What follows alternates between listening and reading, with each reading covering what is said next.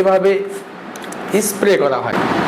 প্রিয় দেশবাসী, আপনারা আমের মৌসুম আসলেই রাজশাহীর বাইরে যারা আছেন, আপনারা যে আমটা খাইতে চান বা পাইতে চান, বাণিজ্যিকভাবে রাজশাহী থেকে যতগুলো গাড়ি বা পরিবহনে আমগুলো আপনাদের হাতে যায়, আপনি যে আমটা চাচ্ছেন সেই আমটাই কি আপনার হাতে গিয়ে পৌঁছায়?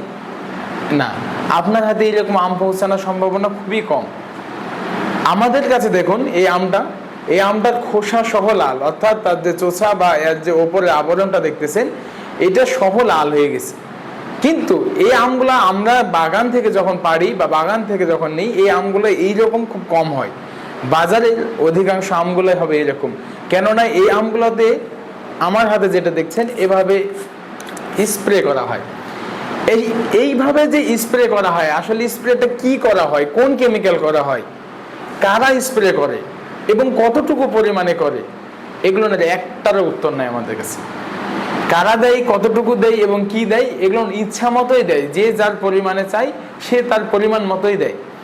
এইরকম আমগুলো আপনি বাজার থেকে কিনবেন নাকি আমাদের মাধ্যমে সরাসরি, আমরা বড় কোনো বাণিজ্যিক পরিসরে নয়, কৃষকের বাগান অর্থাৎ গৃহস্থের আঙিনার গাছের যে আম আছে, ছোট বাগান, স্বাভাবিক পরিচর্যা, এই আমগুলো আমরা বাগান থেকে দিব। মনে রাখবেন, যারা গ্রামে বড় হয়েছে, 20টি আমের ভিতরে একটি পোকা বা দাগ হওয়া মানে বাকি 19টি আমই নিরাপদ। তাও অন্তত আপনি এবং আপনার পরিবার এই রকম কেমিক্যাল স্প্রে আম থেকে তো মুক্ত থাকবেন।